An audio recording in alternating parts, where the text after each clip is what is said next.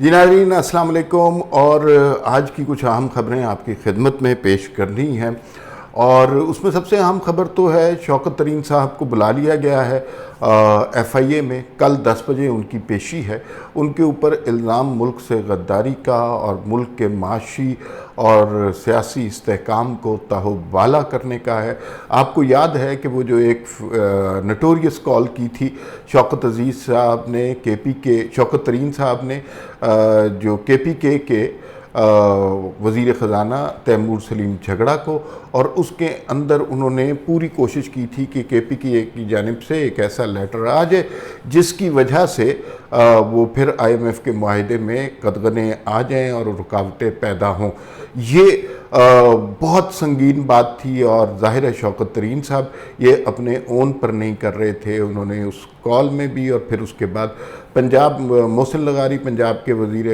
خزانہ کو بھی کال کی، اور اس کے اندر یہ بھی سوال پیدا ہوا کیا اس سے ریاست کو نقصان پہنچے گا۔ تو شوکت ترین صاحب نے بڑے دھڑلے سے کہہ دیا کہ پہنچتا ہے تو پہنچے، لیکن آپ دیکھیں نا کہ عمران خان کے خلاف کیا ہو رہا ہے۔ تو یہ معاملہ بہت سنگین ہے۔ تحریک انصاف جتنا اس کو لائٹ لینے کی کوشش کر رہی ہے، اس کی تردیدیں، دلیلیں، توجیحات بیان کر رہی ہے، یہ معاملہ ختم ہونے والا نہیں ہے۔ اور شوکت ترین صاحب کے ساتھ آنے والے دنوں میں کیا ہوگا، اس حوالے سے کچھ بات کریں گے۔ دوسرا، مریم نواز کی آج اسلام آباد ہائی کورٹ میں پیشی تھی۔ عامر فاروق صاحب اس کی جو ہے جج تھے، اور اس میں کچھ بڑے اہم واقعات سامنے آئے ہیں۔ اس میں سب سے پہلے ہم نے یہ دیکھا کہ وہ نیب جو ماضی میں دندناتا پھرتا تھا اور جو چاہے الزام لگاتا تھا، اب وہ جو ہے تھوڑا سا خوف زدہ تھا، بلکہ یوں کہنا چاہیے کہ نیب کے جو پروسیکیوٹر تھے اور ان کے جو نمائندے وہاں پر موجود تھے وہ تھوڑے سے خوف زدہ نظر آئے، اور خوف کی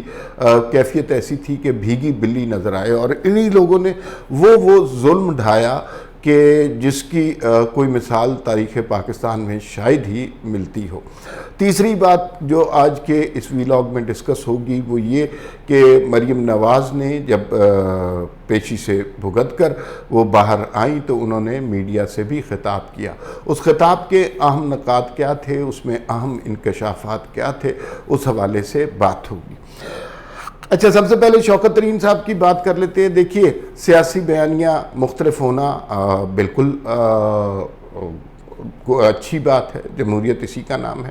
اسی طرح اگر آپ اپنی سیاسی جنگ لڑ رہے ہیں تو یہ بھی بہت اچھی بات ہے۔ جمہوریت کا تقاضا یہی ہے کہ آپ کو سیاسی جنگ لڑنی چاہیے۔ پارٹیوں کے مختلف نقطہ نظر ہوتے ہیں، اپنی اپنی پارٹی کے نقطہ نظر کے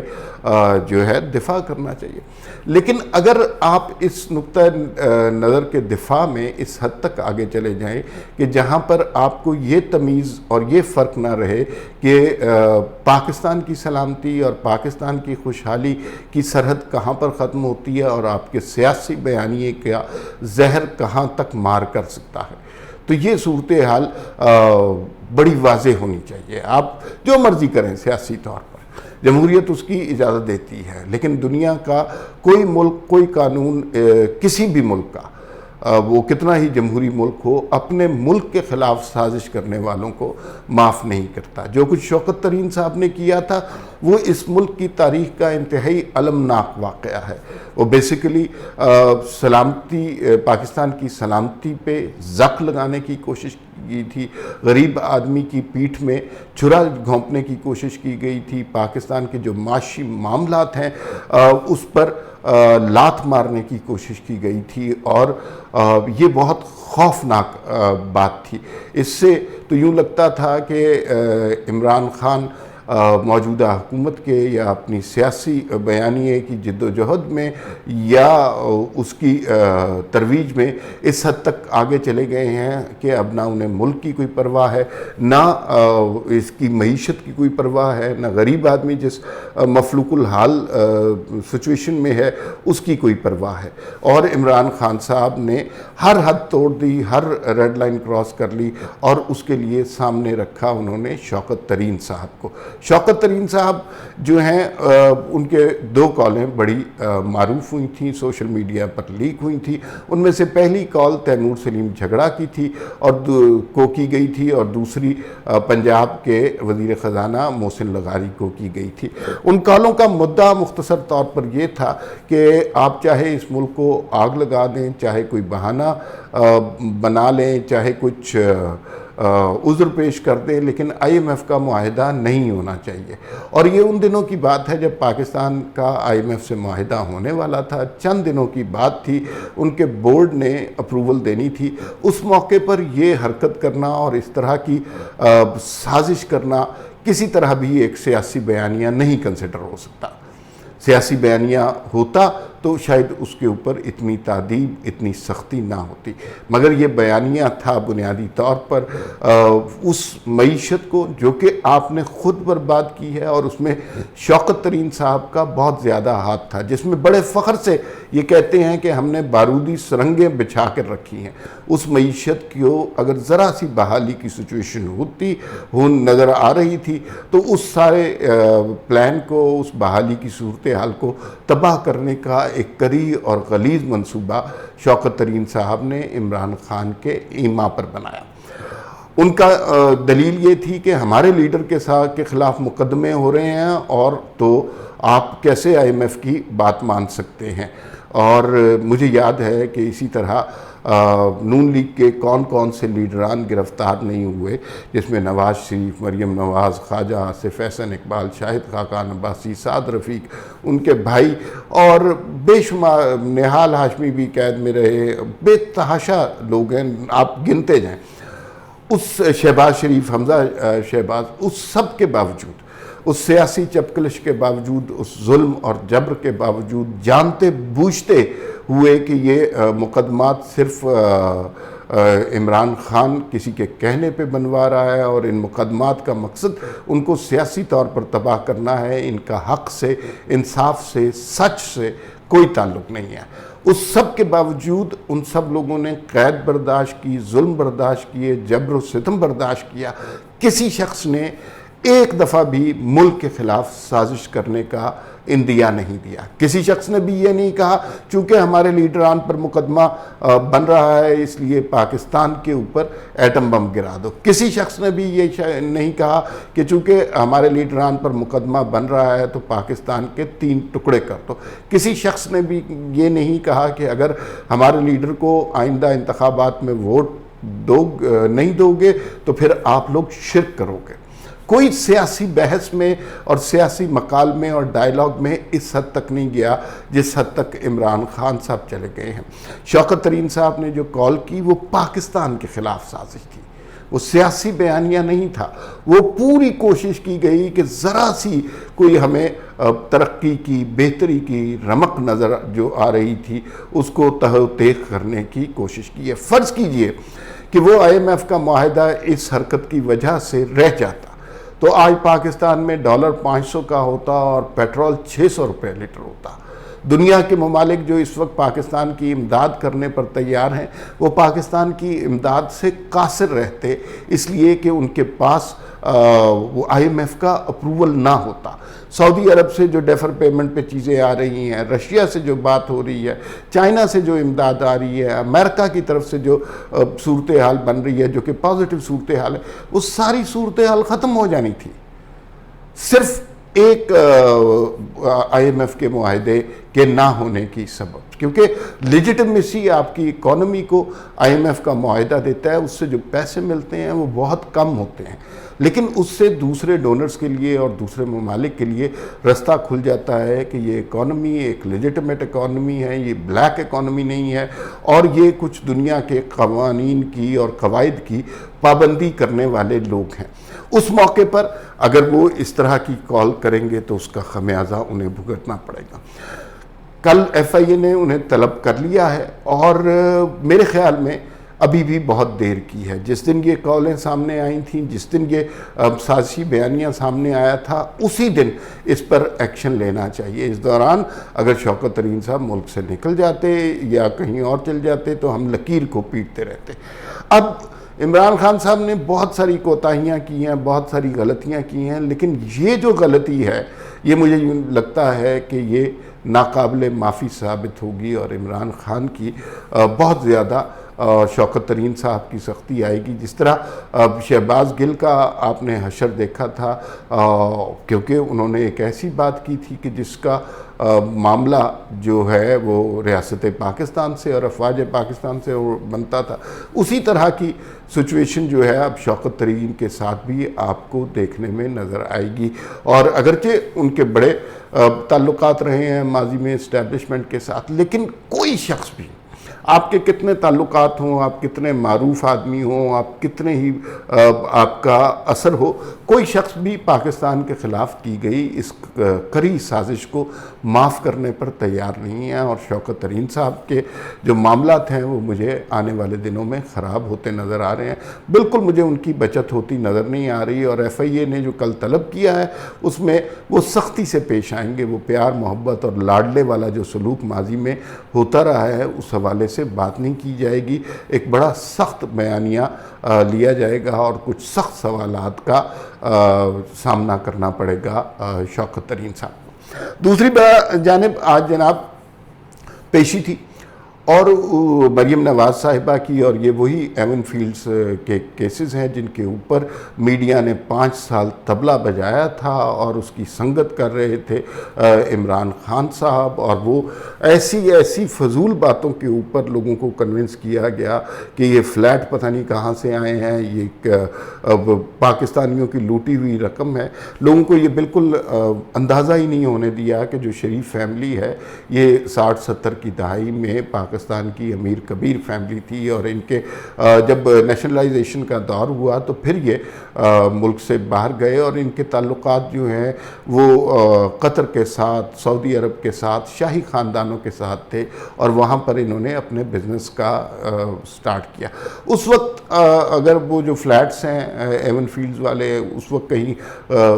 اس کے بعد خریدے گئے تھے، اگر ان کی قیمت کا اس وقت اندازہ لگایا جائے تو 10 کروڑ روپیہ ہوگی، 12 کروڑ روپیہ ہوگی، جو کہ ایک فیملی جس کا بزنس سے تعلق رہا ہے اس کے لیے اتنی بڑی رقم نہیں تھی. اور ان فلیٹس کے علاوہ کوئی کسی کے پاس کوئی کہانی بیچنے کو نہیں تھی، اور وہ ان فلیٹ کو سامنے رکھ کر اتنی بڑی پاکستان میں کیمپین کی. یہاں پر لوگوں نے اس ملک کو کس طرح لوٹا ہے. عمران خان کی کابینہ میں لوگوں نے اربوں کمایا ہے، اور وہ ادویات سکینڈل تو آپ کو یاد ہوگا، وہ دنوں میں اربوں روپیہ کمایا گیا ہے. اور اس کے بعد مسئلہ صرف نواز شریف کے فلیٹس بنے ہوئے، اور وہ کیس سارا یہ تھا کہ نواز شریف کے کوئی فلیٹس ہیں جن کا نواز شریف نے جو بات یہ کی گئی تھی کہ ان کا نواز شریف سے کوئی تعلق نہیں ہے، میاں شریف صاحب نے وہ نواز شریف کے بچوں میں منتقل کر دیے تھے، اور اس کا نواز شریف اس کی ملکیت کا اختیار نہیں رکھتے. اب اس پہ جو بیانیہ بنایا گیا کہ نواز شریف کی یہ جو جرم چھپانے میں، جو کہ ایک الزام تھا، جرم نہیں تھا، اس کو چھپانے میں مریم نواز نے ان کی معاونت کی. مریم نواز پر صرف یہ الزام تھا، اور پھر وہ کیلبری فونٹ اور پتہ نہیں کیا کچھ کتنی. اور مزے کی بات یہ ہے کہ 5 سال میڈیا وہی کہانی بیچتا رہا کہ کیلبری فونٹ اس وقت آئے نہیں تھا، حالانکہ اس سے پہلے وہ ساری بات ہو چکی تھی، دلائل پیش ہو گئے تھے، ثبوت دے دیے گئے تھے. لیکن چونکہ میڈیا کو یہی حکم تھا تو لہٰذا اس نے لوگوں کے ذہنوں کو اسی طرح یرغمال بنا کے رکھا. آج بھی کسی سے بات کریں کہ جس کے باپ نے اربوں کمائے ہوں، جس کے گھر میں سرکاری نوکری کے باوجود مرسڈیز موجود ہو، وہ اپنے باپ سے نہیں پوچھتا کہ یہ پیسے کہاں سے آئے. البتہ اسے یہ بڑی فکر ہوتی ہے کہ نواز شریف نے یہ فلیٹس کہاں سے خریدے تھے. تو آج جو سماعت ہوئی ہے اس کے اندر پہلی دفعہ ہم نے دیکھا کہ 5 سال کے بعد جب نیب کے نمائندے سے یہ سوال کیا گیا کہ آپ مریم نواز کے خلاف اصل کیس کیا ہے، آپ کہنا کیا چاہتے ہیں، ایک لائن میں اگر آپ بتا دیں، ایک جملے میں کہ مریم نواز پر کیا الزام ہے، تو یقین کیجئے کہ 5 سال پیشیاں بھگتنے کے بعد، 5 سال اس ظلم کو برداشت کرنے کے بعد، 5 سال پر میڈیا پر ہزیمت برداشت کرنے کے بعد نیب کے پروسیکیوٹر کے پاس ایک لفظ بھی نہیں تھا جو اس بات کا ثبوت دے سکے کہ یا اس بات کو ایکسپلین کر سکے کہ اصل میں مریم نواز کا قصور کیا تھا۔ یہ وہی کیس ہے ایون فیلڈ کا جس کے اندر JIT بنی تھی، جس کے اوپر مانیٹرنگ جج لگایا گیا تھا، جس کے اوپر ثاقب نثار صاحب جو ہے وہ خصوصی توجہ دے رہے تھے، آصف کھوسہ صاحب بھی اس میں شامل تھے، اور اس کے اندر مقصد صرف یہی تھا کہ وہ نیب مریم نواز اور نواز شریف کو آپ نے سزائیں دینی ہے تاکہ جلد از جلد تاکہ الیکشن کے دوران جو پبلک پینیٹریشن ہے اس کا مقابلہ کیا جا سکے۔ اور اگر نواز شریف اور مریم نواز میدان میں ہوتے تو عمران خان نے جو نشستیں لی ہیں اس میں زیادہ تر تو دھانتی سے لی ہیں، لیکن وہ باقی نشستیں بھی نہیں لے سکتے۔ یہی نہ عمران خان کو اب بھی سب سے بڑا خوف ہے، اور اس حوالے سے وہ بڑی بدزبانی کر رہے ہیں کہ نواز شریف واپس آ جائیں گے تو یہ ہو جائے گا، وہ ہو جائے گا، اور چور ڈاکو والی کہانی سنا رہے ہیں۔ تو انہیں خوف یہ ہے کہ نواز شریف کا بیانیہ لوگوں کے دلوں میں دھڑکتا ہے، اور اس سے آپ نواز شریف کے ووٹ بینک کو نہیں توڑ سکے، آپ اس کی پارٹی کا ایک بندہ نہیں توڑ سکے۔ آپ نے جو ہے پوری کوشش کی ہے، اور لیکن نواز شریف کا لوگ نواز شریف کے ساتھ سنسیئر ہے۔ اس کی بڑی سیلفش سی ریزن ہے، انہیں پتہ ہے کہ نواز شریف کے ساتھ غداری کر کے وہ پاکستان میں اور خصوصاً پنجاب میں سیاست نہیں کر سکتے۔ دوسری جانب عمران خان کی صورتحال یہ ہے، کبھی 25 لوگ ان کے اجلاس سے غائب ہوتے ہیں، کبھی ان کے اتحادی ان سے بچھڑ جاتے ہیں، کبھی وہ جو ہے ان کے اپنے لوگ ہی اسٹیبلشمنٹ سے مل کر ان کے ہی خلاف سازش کر رہے ہوتے ہیں۔ یہ نواز شریف کے ساتھ معاملہ کبھی بھی نہیں ہوا، اور اب اس کیس کی سماعت جو ہے 29 سپٹمبر کو ڈال دی گئی ہے، اور یہ لمبی تاریخ ہے، یہ کیس میں کچھ بھی نہیں ہے، اس کا فیصلہ اب ہو جانا چاہیے اور اس معاملے کو اب ختم ہونا چاہیے، لیکن جانے کیوں اس کو بہت زیادہ لمبا کر دیا گیا ہے، اور اس کو اب سالو ہونا چاہیے۔ جو جن کے ساتھ ظلم ہوا ہے ان کو اب انصاف دینے میں مزید تاخیر نہیں ہونی چاہیے۔ تو یہ کچھ اس پیشی کا حال تھا، اس میں بہت ساری اور بھی باتیں تھیں جن کے حوالے سے آپ کو بتائیں گے، لیکن اس وقت اہم بات یہ ہے کہ مریم نواز نے اس کے بعد پریس کانفرنس کی، اور پریس کانفرنس میں میڈیا سے باتیں کرتے ہوئے چند بہت امپورٹنٹ بات کی۔ پہلی بات تو انہوں نے کی کہ اس کیس کے حوالے سے وہ زیادہ گفتگو نہیں فرمائیں گی، حالانکہ ان کے پاس کہنے کی بہت کچھ ہے، انہیں بھی کچھ انڈیکیشن مل گئی ہے کہ یہ کیس اب زیادہ دیر نہیں چلے گا۔ تو انہوں نے کہا کہ جب یہ کیس ختم ہو جائے گا تو اس کے بعد وہ تفصیل سے بات کریں گی، اور اس کیس کے پیچھے جو لوگ تھے، جو مضمرات تھے، ان سب کو کھل کر بیان کریں گے۔ 5 سال سے پیشیاں بھگت رہے ہیں، اور آج نیب یہ جواب نہیں دے سکا کہ مریم نواز کے خلاف اصل میں کیس کیا ہے۔ دوسرا پھر انہوں نے کچھ سیاسی سوالوں کا جواب بھی دیا، اور انہوں نے جو ہے خاص طور پہ چکوال کے جلسے کا بہت زیادہ ذکر ہوا، تو انہوں نے ایک جملہ کہا کہ عمران خان صاحب جو ہیں وہ یہ نہیں چاہ رہے، عمران خان کی مدد کرنے والے کچھ لوگ انہوں نے کہا وہ عمران خان کے ساتھ سنسیئر نہیں ہیں، ان کے مقاصد اپنے فوائد حاصل کرنے کے لیے ہیں۔ اس کا مطلب ہمیں یوں لگ رہا ہے کہ وہ جو ایک تعیناتی ہونی ہے، وہ جو ایک جنرل صاحب کا نام لیا جا رہا ہے، وہ تو کم از کم اس فہرست سے خارج ہو گئے ہیں، کیونکہ وہ اپنے ویسٹڈ مقاصد کے لیے عمران خان کو یوز کر رہے ہیں۔ اور دوسری بات جو اس میں مریم نواز نے کی، انہوں نے کہا عمران خان کا انقلاب جو ہے وہ 2 مہینے میں اپنی موت آپ مر گیا، اور یہ بات بالکل صحیح ہے کہ عمران خان کے جلسوں میں جتنی پینیٹریشن تھی وہ پینیٹریشن آہستہ آہستہ ختم ہو گئی ہے، اور جتنے زیادہ لوگ ان کے پاس آتے تھے بیانیے سے متفق تھے، عمران خان نے یو ٹرن کی کلا بازیاں لے کر اس بیانیے کو خود ہی فوت کر دیا ہے، خود ہی مار دیا ہے، اور اب لوگوں کی زیادہ تر تعداد، یہ نہیں کہنا چاہیے کہ نون لیگ کے ساتھ مل گئی ہے، لیکن کم از کم وہ عمران خان کے بیانیے کے حوالے سے اب لوگ بہت زیادہ کنفیوز ہو گئے ہیں، اور لوگوں کو جو عمران خان کے اپنے سپورٹر ووٹر ہیں انہیں نہیں سمجھ آ رہی کہ آخر عمران خان صاحب کرنا کیا چاہتے ہیں۔ کیا وہ اینٹی اسٹیبلشمنٹ کیمپین کرنا چاہتے ہیں؟ کیا وہ اینٹی امریکہ کیمپین کرنا چاہتے ہیں؟ جبکہ ان کی ذاتی زندگی جو ہے وہ پیچھے اسٹیبلشمنٹ سے بھی ملاقاتوں کی درخواستیں کر رہے ہیں، اور جو ہے ساتھ ساتھ امریکہ میں بھی لابنگ فرم ہائر کر کے اپنے حق میں آرٹیکل لگوا رہے ہیں۔ اور